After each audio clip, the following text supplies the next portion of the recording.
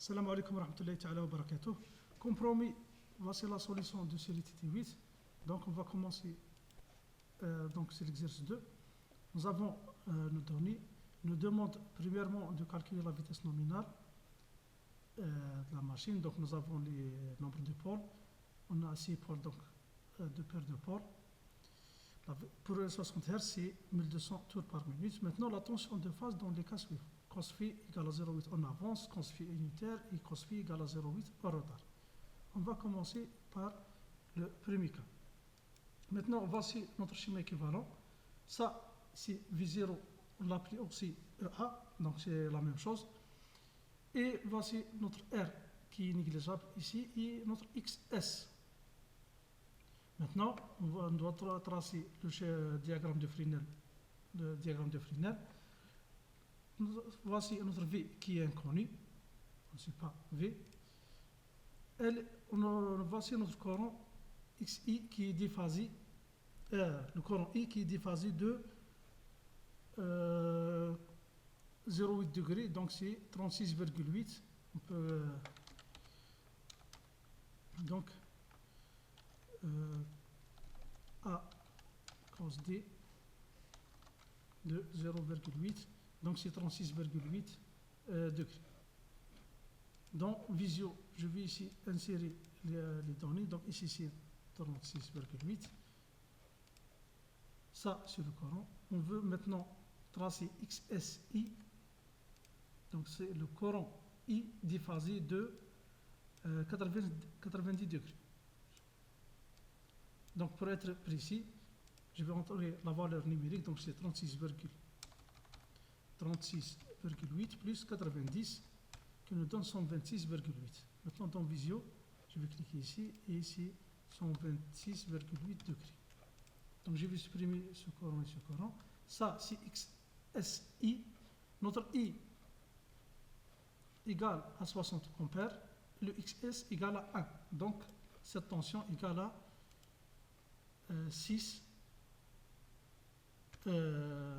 60 volts. Donc pour mon échelle, c'est 6 mm. Maintenant, ça c'est V, ça c'est XSI, et la somme c'est égal à EA ou V0. J'ai déjà mon EA. Donc ici, on a la tension de sortie à vide mesurée sans charge, donc c'est V0 EA, et entre phase est égal à 480 volts. J'ai mon 480 entre phase, donc je vais calculer la tension simple. C'est la racine de 3. Donc c'est 277.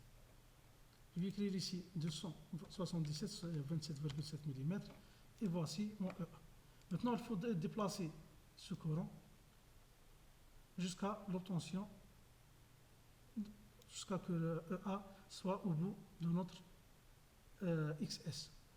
Il faut maintenant modifier le EA. Donc, il faut toujours assurer qu'ici 27,7. Je vais zoomer pour plus de précision.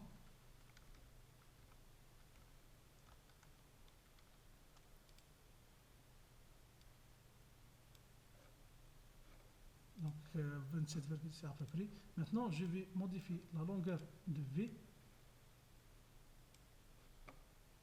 jusqu'à ce qu'elle soit au bout de notre XS. Maintenant, ça, c'est notre diagramme de Fresnel. On peut voir ici que ça, c'est 27, quasiment 7. Ça, c'est 6, donc 60 ampères. On peut mesurer la tension qui est 30,8. Et suivant notre échelle, notre V en avance égale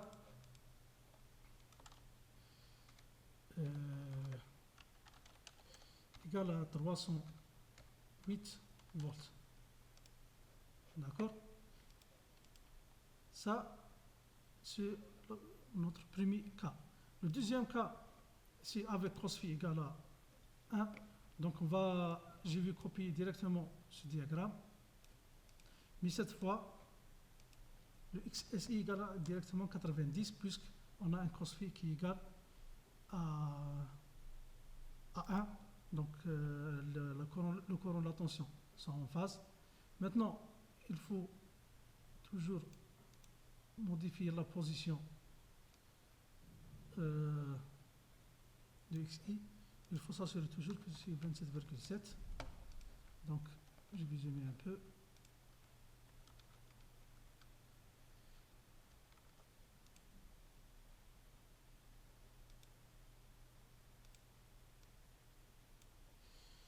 Donc c'est 270, ça c'est la longueur de cette ligne, donc c'est 270 volts. Donc V unitaire égale à 270, oui c'est 270. Maintenant, pour le troisième cas, je vais toujours copier ça. Mais nous avons un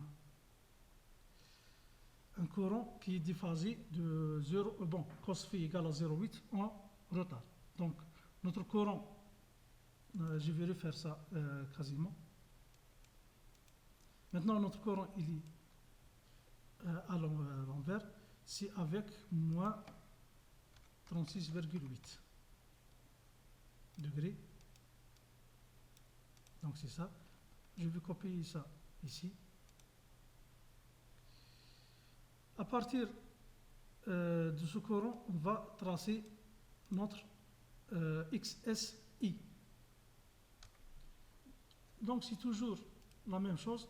Je vais tracer une nouvelle ligne avec presque 90, mais je vais calculer exactement mon angle, donc c'est moins 36,8 plus 90 qui est égal à 53,2. Maintenant, dans l'angle c'est 53,2, voici mon courant. Je vais supprimer ça et je vais copier le EA qui est égal à 27,7, donc c'est 277. Maintenant, il faut déplacer le courant XSI jusqu'à l'obtention d'une intersection entre les deux. Maintenant, ça, mon V commence à 117,6 Y. Si je vais faire la même chose, 117,59. Donc, et je vais le déplacer jusqu'à l'obtention d'une intersection entre les deux lignes. Je vais retracer V, donc V égale à 234 volts.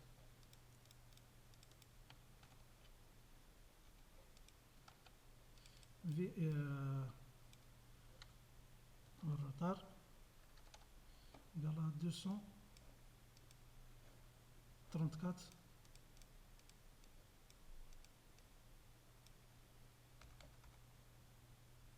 volts.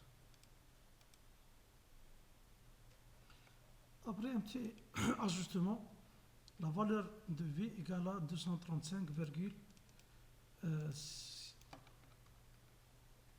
je pense,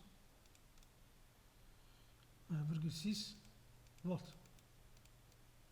Donc il fallait un peu d'ajustement concernant les vecteurs. Maintenant, on va passer notre graphe et on a obtenu nos tensions en suivant la méthode graphique. Vous pouvez faire ça en utilisant un papier millimétré et le banc papier millimétré et un petit peu de précision, mais on peut toujours faire ça en utilisant la méthode graphique, la méthode analytique. Pour la méthode analytique, j'ai déjà développé les relations de chaque cas, donc en suivant les relations trigonométriques.